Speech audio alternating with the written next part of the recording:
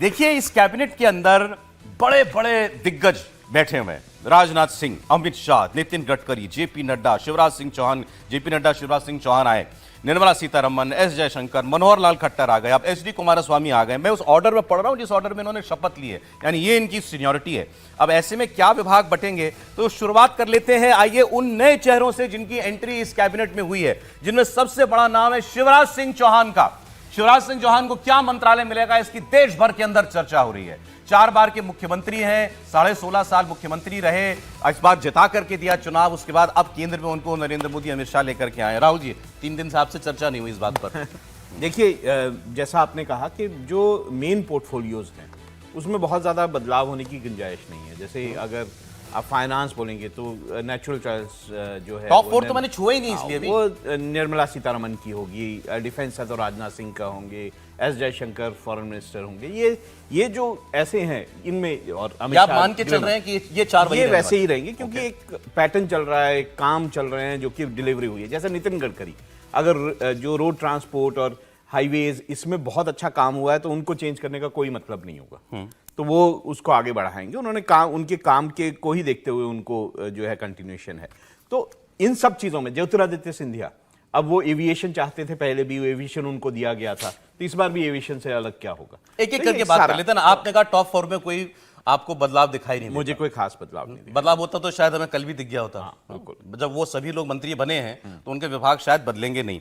हम बात कर रहे हैं home, defence, finance, external affairs, इन चारों की, यानी राजनाथ सिंह, अमित शाह, निर्मला सीतारमण और डॉक्टर एस जयशंकर। एग्रीकल्चर बड़ा मंत्रालय होता है, शिवराज सिंह चौहान को लेकर एग्रीकल्चर की बड़ी चलता है। हाँ, ये हो सकता है कि बहुत बड़ा मंत्रालय होता है और खासतौर से प्रधानमंत्री की खुद की नजर रहती है कि एग्रीकल्चर में क्या किया जा रहा है। बड़ी बड़ी स्कीम्स होती हैं, किसान सीधा उससे अफेक्ट होते हैं, तो ये सारा चीजें जो है बहुत ज्यादा प्रधानमि के करीबी आप बैठ कर सकते हैं। मतलब मैं शर्त लगाने वाली सेंस में नहीं कह रहा हूं, लेकिन मोस्ट प्रोबेबली शिवराज सिंह चौहान को एग्रीकल्चर हो सकता है, एग्रीकल्चर मिल सकता है। एग्रीकल्चर बहुत बड़ा मंत्रालय है, बहुत इंपॉर्टेंट मंत्रालय, बिल्कुल मिल सकता है। नरेंद्र सिंह तोमर के पास हुआ करता था कृषि मंत्रालय, और उसके उनके बाद फिर इसका प्रभार दिया गया जब वो वहां विधानसभा चुनाव लड़ने चले गए, तो अर्जुन मुंडा को दे दिया गया था। अर्जुन मुंडा इस बार है नहीं, तो ये चर्चाएं चल रही हैं कि शिवराज सिंह चौहान को, कि एक तो किसानों से जुड़ा कोई बड़ा काम जो है उनको दिया, वो उनकी पर्सनालिटी को भी सूट करता है। मध्य प्रदेश में जिस तरीके का उन्होंने काम किया है, खासतौर में मध्य प्रदेश में कृषि पैदावार जिस तरीके से पिछले सालों के अंदर बढ़ी है, जो ग्रोथ हुआ है एग्रीकल्चर के अंदर, शिवराज सिंह चौहान को उसकी बहुत बड़ा क्रेडिट उसका जाता है। तो क्या एक चॉइस हो सकते हैं उस मंत्रालय के लिए, हर्षवर्धन जी? निश्चित तौर पर कृषि मंत्री के लिए शिवराज सिंह चौहान बहुत शानदार पसंद हो सकते हैं, और उसके पीछे ये नहीं कि कैसे दिख रहे हैं या उसी मध्य प्रदेश से आते हैं जहां से नरेंद्र सिंह तोमर है। फैक्ट के तौर पर देश में अकेला राज्य मध्य प्रदेश है जो मुख्यमंत्री शिवराज सिंह चौहान की अगुवाई में 10% प्लस एग्रीकल्चर ग्रोथ पर लगातार कायम रहा, नंबर 1। जिस एफपीओ योजना की बात नरेंद्र मोदी सरकार अपने बजट में करती है, जो अरुण जेटली जी ने ऐलान किया था, फिर निर्मला जी ने उसी को आगे बढ़ाया कि 10,000 एफपीओ हम तैयार करेंगे 5 वर्षों में, उस पर लगातार काम हो रहा है। वो काम सबसे अच्छे से मध्य प्रदेश की सरकार ने, जो एफपीओज हैं, जो फार्मर्स प्रोड्यूसर ऑर्गेनाइजेशन होते हैं, उसको तैयार किया।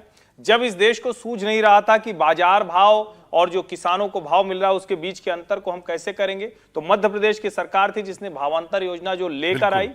अकेला देश का राज्य है जहां पर एग्रीकल्चर, एक बड़ी आबादी वहां है, कोई बहुत बड़ी इंडस्ट्री मध्य प्रदेश में उस तरह से कोई इंडस्ट्रियल जोन नहीं था, उसके बावजूद एग्रीकल्चर इकोनॉमिक ग्रोथ अगर 10% प्लस है, वहां काम करने वाले लोग इंडस्ट्री से निकलकर वहां के एफपीओ में काम कर रहे हैं, तो ये अपने आप में शिवराज सिंह चौहान को एक बड़ी वजह देता है। और दूसरा जो उसमें नीचे के तौर पर एक जोड़े, एक और सॉलिड वाली फाउंडेशन वाले में, संघ की एक महत्वपूर्ण, कहें कि मध्य प्रदेश देखें तो संघ का एक महत्वपूर्ण स्थान है। शिवराज सिंह चौहान उस लिहाज से भी काम धाम करते रहे, और किसानों को लेकर नरेंद्र मोदी सरकार की संवेदनशीलता जो है, और जो नरेंद्र मोदी ने चुनाव के वक्त कहा था कि शिवराज जी हमारे पुराने मित्र हैं, हम फिर से इनको लेकर आने वाले हैं। शिवराज सिंह चौहान, वैसे जो अब कृषि मंत्रालय होता है, पहले तो बहुत बड़ा मंत्रालय हुआ करता था, अब इसमें से डेयरीज, फिशरीज अलग हो गया है, कोऑपरेटिव इसका हिस्सा करता है, कोऑपरेटिव अलग हो गया, बहुत बड़ा मंत्रालय, हालांकि बहुत बड़ा। मैंने कहा पहले तो ये सब भी था, अब इन सबके अलग अलग मंत्रालय हो गए भाई। ये कोऑपरेटिव अमित शाह जी देखते हैं, डेयरीज, फिशरीज जो है मेरे ख्याल से गिरिराज जी के पास है। एक चीज मैं जरूर कहूंगा, आप लोग बार बार कह रहे हैं कि टॉप 4 में चेंज नहीं होगा।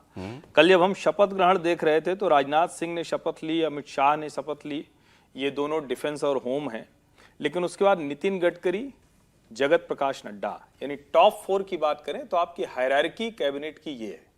अब चूंकि निर्मला जी और डॉक्टर एस जयशंकर ये दोनों राज्यसभा वाले लोग हैं, दोनों को मंत्री बनाते हैं, दोनों नरेंद्र मोदी के बहुत गुड बुक के लोग हैं, लेकिन ये भी ध्यान में रखना होगा कि क्या पहले कार्यकाल में निर्मला जी डिफेंस के बाद उनको फाइनेंस में लाया गया, तो क्या कोई चेंज होगा, ये एक बड़ा सवाल है। और इसी सूची में थोड़ा नीचे जब जाते हैं तो 10वें स्थान पर शपथ ली है श्रीमान पीयूष गोयल ने, तो क्या वो एलिवेट होकर वहां पहुंच सकते हैं? हालांकि ये इस कहा पर जाता है। हम लोग भी, मैं भी इस बात को नोटिस कर रहा था, जो कुर्सियां लगी थी उस क्रम में जो लोग बैठे हुए थे जिस क्रम में शपथ ली गई है, लेकिन जो बताया गया कल कि उसका विभागों के साथ कोई लेना देना नहीं, कोई कनेक्शन नहीं होता। एक्चुअली हायरार्की नड्डा है, वो हायरार्की है कि भाई हाँ आप अगर सीनियरिटी सीनियोरिटी के हिसाब से अब जेपी नड्डा हेल्थ खुद ही चाहते सर एक एक करके बात करते हैं। जेपी नड्डा हेल्थ खुद ही चाहते हैं, उन्होंने हेल्थ मंत्रालय चलाया हुआ है, हेल्थ आपका बहुत इंपॉर्टेंट अब पहले मंत्रालय छोड़िए ना, इन्होंने तो नई बहस छेड़ दी ना, मैं तो टॉप 4 मान के चल रहा था वही रहेंगे। अब इन्होंने कहा कि क्या ऐसा बहुत मुझे तो क्यों नहीं मैं लगता उसको तय कैसा माने। होगा।